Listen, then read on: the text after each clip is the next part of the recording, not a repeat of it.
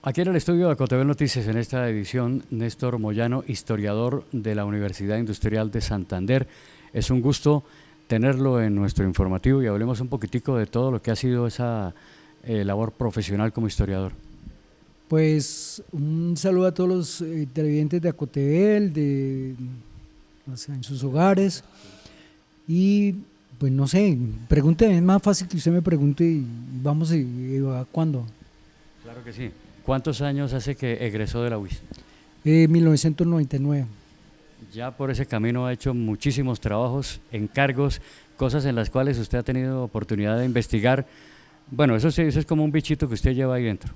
Sí, desde el 95, antes de graduarme, hice unos trabajos para la alcaldía de Cimitarra, después para el Archivo General de la Nación, después para Ingeominas, y ya a nivel independiente, en el 2003, la obra de la Gobernación de Vélez, después la alcaldía de Chipatá, hicimos un compendio de varios autores ahí. El libro también fue publicado y la última publicación fue sobre los 40 años de Coxserviveles en el 2008. A partir de ahí, profesor catedrático en Barbosa, en las unidades tecnológicas, y en algunas oportunidades en el SENA. También en el antiguo colegio de Belemita fui profesor de sociales. También he hecho varias investigaciones, pero está sin publicar. Bueno, ha sido de todas maneras un trabajo importantísimo en diferentes campos. De hecho, pues es el gusto que usted tiene por la investigación, pero le ha gustado más investigar sobre lo propio, lo nuestro, nuestros ancestros. Sí, porque es que esa es la esencia. En la universidad nos enseñaron eso. O sea, para hacer que algo sea real hay que conocer de dónde somos, sin tener, o sea, es como cuando uno quiere a una persona, uno tiene que criticarla, uno tiene que, pues, eso es lo que me enseñaron, uno tiene que, cuando se ama, se quiere, se critica, pero para formar, no para dañar ni para prejuzgar, simplemente, yo siempre lo comparo, le decía a mis estudiantes, esto es como cuando uno tiene un paciente, si usted le calla el diagnóstico al paciente, nunca se va a curar. O supongamos, si uno tiene la herida y el paciente tiene una herida, una llaga, pues hay que limpiarla duro para que vaya saliendo la infección. Y es lo mismo, acá nosotros tenemos que ser reales, tenemos que ser objetivos y quitarnos muchas leyendas, muchas cosas que en realidad nos alejan del desarrollo, nos alejan del futuro. Claro, Néstor, en julio se está promocionando desde la Catedral de Vélez la celebración de 100 años con una imponente ceremonia. Sabemos que usted tiene un encargo precisamente para hacer un trabajo basado en la iglesia, en la catedral. Sí, es un trabajo que se hizo desde el año pasado, gracias al padre Miguel Ángel. Nosotros hicimos la investigación en los archivos parroquiales, incluso la notaría y en la parte ahora diocesana. De ya recuperar y elaborar y consultar con otros autores y con otras fuentes, algunos sacerdotes que habían escrito sobre la iglesia, el templo parroquial, empezamos a dilucidar cosas y prácticamente decidimos hacer un trabajo exclusivo, solamente eso. En esos tiempos aún estaba Monseñor Marco Antonio, y él nos decía que en alguna oportunidad él estuvo en Roma y conoció allá en el Vaticano algunos folletos que le entregaban a los turistas, y que él quería algo parecido, una cosa que fuera ágil, una cosa que fuera, que informara, que dijera, pero que contara la verdad. Y con ese ámbito arrancamos. Yo sé que en todos los libros sobre Vélez hay que contar la historia de la ciudad y que no sé qué, y que el traslado y que aquí, que allá. No, con él y con el padre decimos que la investigación se va a cerrar exclusivamente sobre el templo catedral, no nada más, solamente tomamos el templo catedral, así quería el monseñor, y la idea es que al leer el folleto, la revista o el libro, pues usted va a encontrar una investigación en la cual se muestra cómo construimos, cómo se llegó a hacer la iglesia atravesada. Bueno, hay algo, un término que se utiliza muy en lo común de los saberes. Cuando la gente, digamos, cada uno cuenta a su manera las cosas, no sabemos si con una fuente real o por los tradicionales saberes de la gente y tantas leyendas que surgen, por ejemplo, en torno a nuestra historia. Sí, claro, y en eso fuimos objetivos desde la dirección, desde el mismo objetivo que nos plantó el señor obispo, luego el padre Miguel, en trabajar exclusivamente el tema de la catedral. En este sentido, es importante mencionar que en algunos escritos y en algunas situaciones se habla de que se construyó desde 1560 y así repetimos y repetimos como loros, incluso yo en el bachillerato, pero ya cuando uno investiga y ya cuando uno va a mirar la fuente real, eh, les digo lo que encontré y les cuento lo que en realidad se halló. Al comienzo, Vélez perteneció a la diócesis de Santa Marta, al arzobispado de Santa Marta, porque no había más curas y no más obispos acá. Luego, cuando ya está Santa Fe, Vélez entra al arzobispado de Santa Fe. Después, a final del siglo XIX, entra a la diócesis de Socorro y San Gil. O sea, pasamos por diferentes administraciones eclesiales. ¿Qué ocurre? Todos los sacerdotes, todos los párrocos siempre dejaron un quehacer. Había periodos largos de 20, de 25, 30, 40 años donde ellos fueron párrocos porque es natural, o sea, muchos duraron tanto tiempo porque la mayoría no sabían leer y escribir, no sabían, acuérdense que en esa época la misa era en latín, entonces, ¿cómo iban a haber más curas en latín? No había no había uno en esa época, entonces duraban mucho tiempo. Y en el legado dejaban un acta. Esa acta muchas veces se confrontaba con la visita del arzobispo. En esas visitas del arzobispo es donde uno encuentra y detalla las cosas. Por ejemplo, Juan y oyentes, no solamente, y televidentes, no solamente fue la preocupación por el tema del templo, porque ellos tenían clarísimo y aún lo tienen clarísimo que la iglesia es una cosa y el templo es el edificio, el sitio, pero lo importante es la iglesia. Y se dieron cuenta de que en esa época habían muchos enfermos y lo dice el documento, se curan o se mueren. Y una de las preocupaciones desde la fundación de la ciudad de Vélez y toda esa cosa es que hay actas en los cuales ellos dicen de la necesidad de hacer un hospital. Y desde las primeras visitas pastorales se habla de eso. Y la preocupación de ellos es eso. Tanta es la gestión que hacen que a finales del siglo XVI ya hay un acta donde se habla de que sí, ya se ordena desde Bogotá crear un hospital en Vélez. Entonces imaginémonos las mujeres embarazadas, los niños con fiebre, no hay antibióticos, entonces por Dios, ellos no van a descuidar sus ovejas, su rebaño, por construir un templo. Es natural que los franciscanos y los dominicos sí iban a hacer porque su preocupación era otra. Entonces los documentos lo dicen claramente.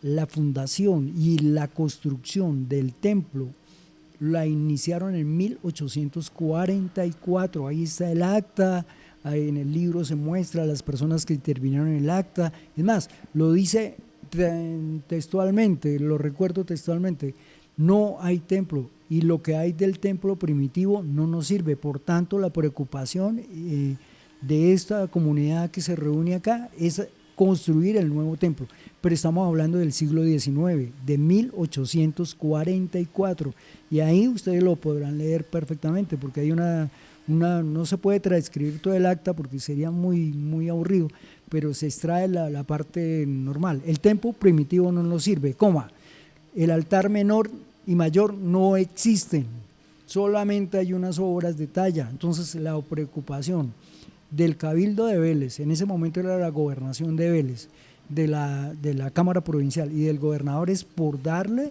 a Vélez su templo.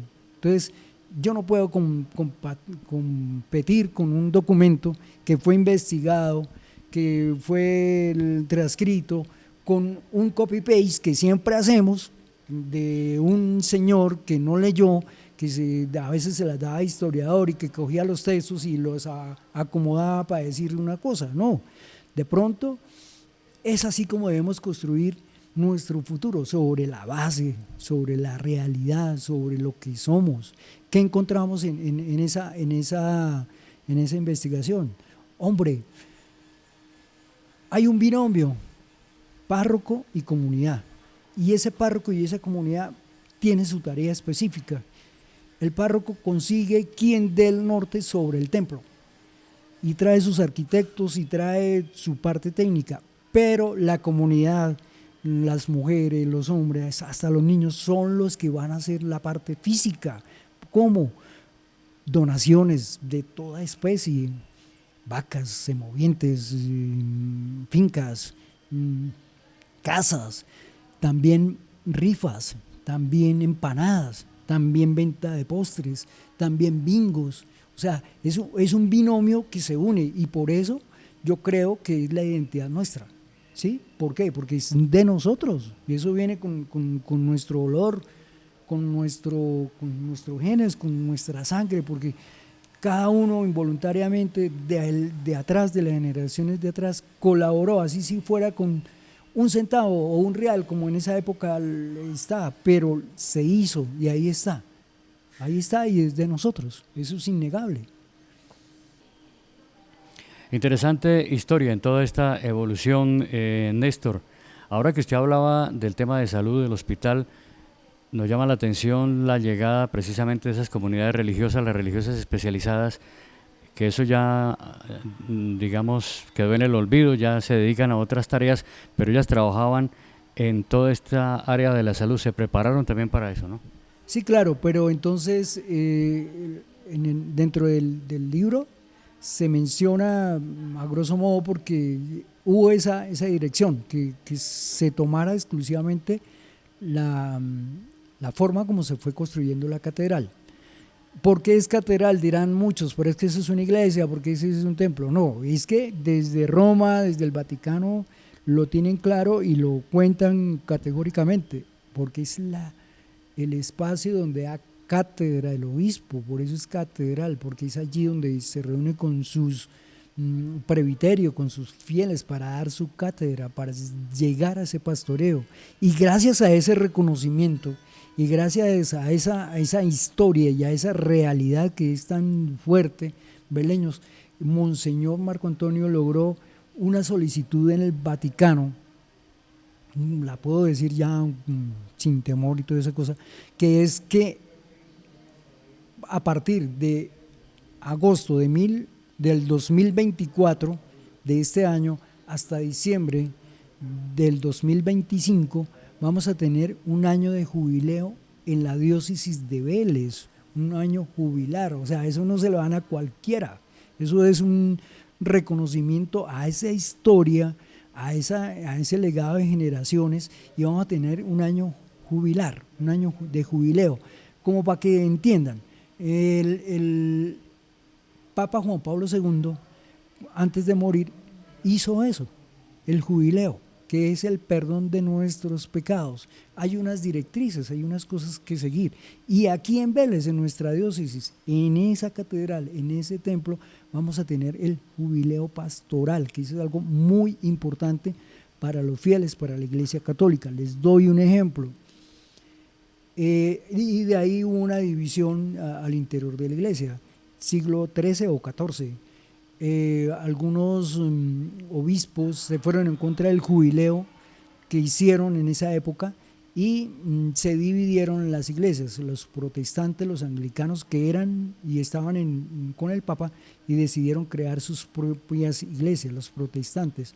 Hay algunos de esos sacerdotes que no quiero mencionar que eran obispos, pero crearon ese protestantismo y hoy en día existe en Inglaterra, en parte de Europa, incluso en la misma España, incluso en el mismo, por ese jubileo. ¿En qué consiste? En que se pagan unas indulgencias y sus pecados son perdonados. Entonces, a partir de ahí es que se construye el Vaticano, se hacen las cosas, se independiza y se reconoce como Estado. Entonces, vamos a tener ese espacio por un año, Beleños, por un año, acá, en nuestra diócesis, gracias a una gestión y a un reconocimiento, primero, de la diócesis de Vélez, segundo, de la tradición de la Virgen de las Nieves, y tercero, a que debemos crear esa identidad, a que si desde fuera nos están dando esa fortaleza, ese espacio. Miren, San Gil no lo logró, mire, Tunja no lo logró, Marco Antonio, nuestro obispo, que ahora está en Neiva, sí lo hizo, pero explicando estas razones históricas. Entonces, ¿por qué nosotros no nos apropiamos de lo real, de lo que es, de lo objetivo, para darle solidez a nuestro pasado? O sea, eso es importantísimo que nosotros lo destaquemos. No, nosotros ya tenemos que dejarnos de dar tan duro de que porque pobrecito, que no sé qué. No, señor. Aquí tenemos unas riquezas históricas y tenemos unas riquezas que se ven reflejadas en algo que es nuestro. No nos dé pena. Eso se llama pánico escénico. Cuando yo hacía las danzas o el teatro, toda esa cosa, era el principal problema que teníamos. No era que se supiera el paso ni que no tuviera en cuenta la coreografía, sino que salía de escena y se paniqueaba, decían ellos, y no era capaz de avanzar. No, en este momento nosotros tenemos que empezar, y Acotebel nos puede ayudar en eso, a reconocer nuestro pasado, y con base a reconocer nuestro pasado es que tenemos el piso, tenemos la solidez para poder mejorar y proyectar un futuro en todo sentido. Estamos en Acotebel Noticias, aquí en el sector del Campín, en la parte alta del Campín está el parque ecológico, el sendero ecológico. Bueno, en una emisión anterior hablábamos de lo importante de guadañar el sector, que tenga mejor vistosidad.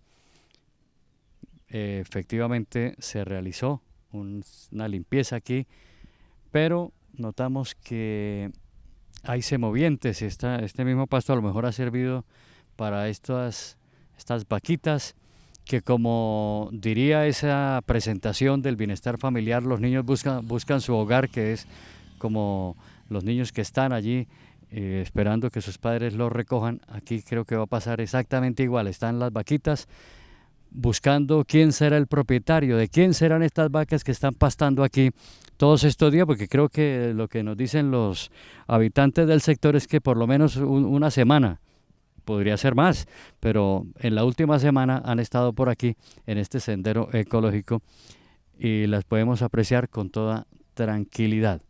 Esto allá donde están es parte del sendero ecológico, de un sitio que se utiliza para caminar, para recreación, para que la gente venga acá, que recientemente, como se recordará, la alcaldía y la empresa Comultrasan hicieron una importante inversión para mejorarlo, para adecuarlo y para que sea un sitio para caminar, de recreación, de recreo para los beleños. Pero bueno, ahora se ha convertido en un sitio de pasteo de vacas, y algunos nos dicen que inclusive cabras.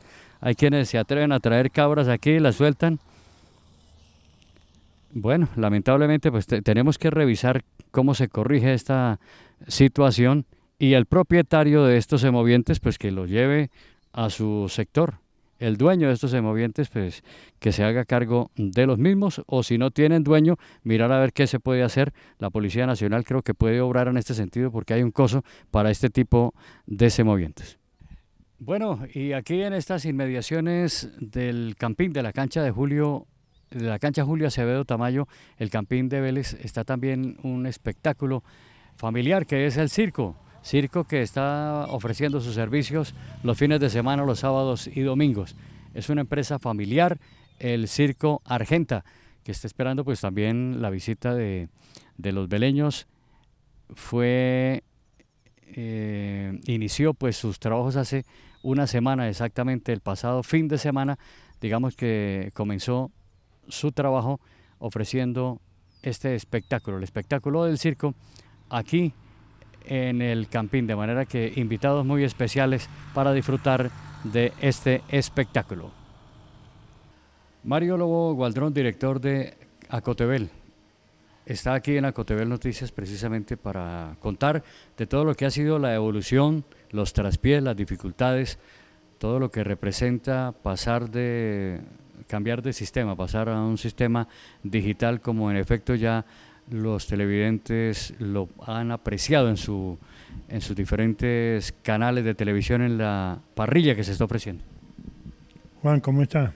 Y a la teleaudiencia, buenas noches.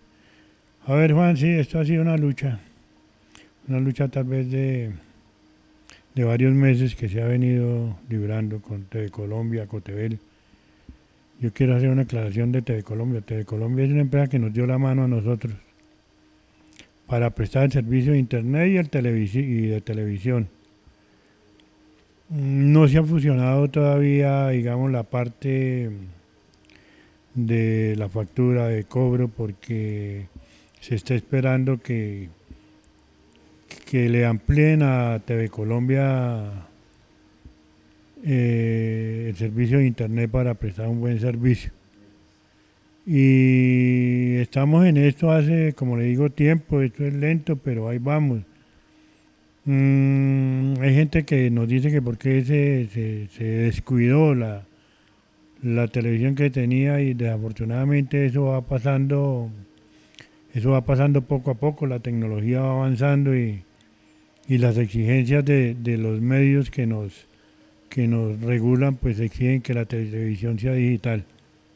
Ahorita tenemos un sistema híbrido, una cabecera digital, un poco de fibra y un poco de cable de ese viejo que había.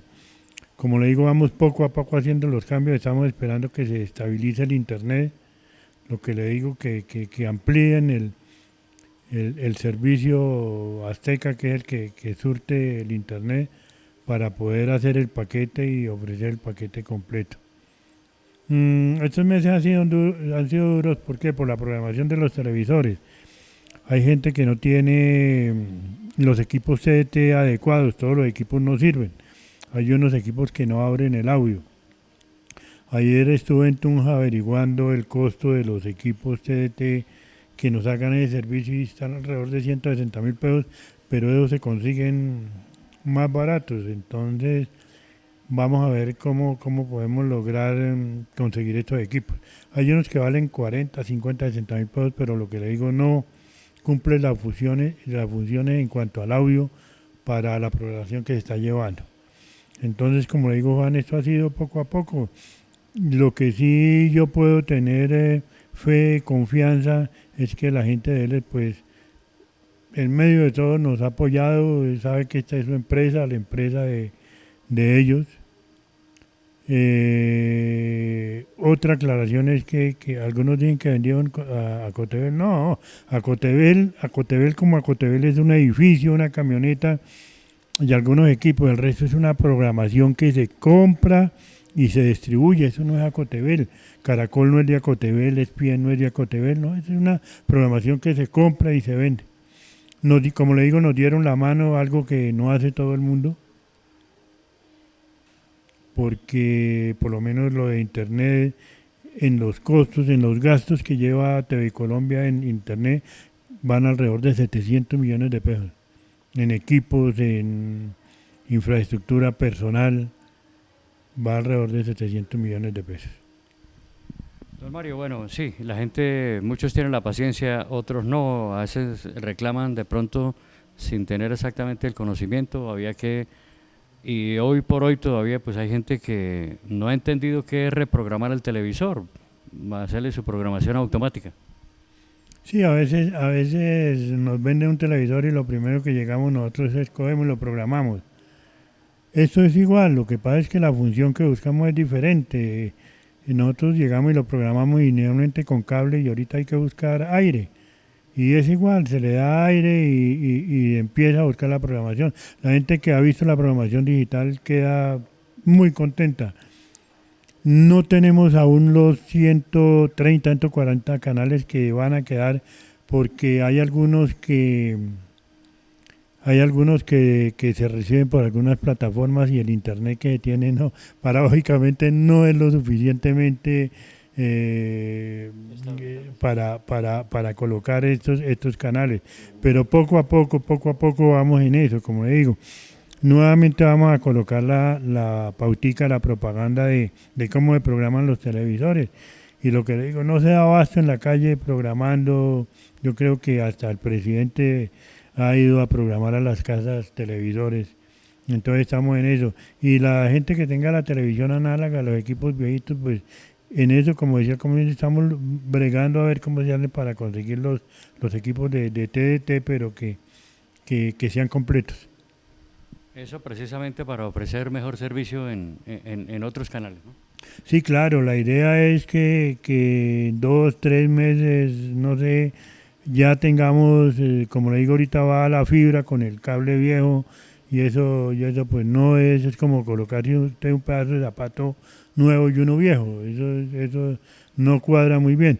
Entonces la idea es que tengamos al 100% la fibra con nuestra cabecera, y el paquete vaya con el internet y con la televisión. El equipo que cumple esa función llegó, es un equipo importado, desafortunadamente no cumplió con los requisitos que eran, no llegó en buen estado, hubo que devolverlo y para que la garantía no lo reponga.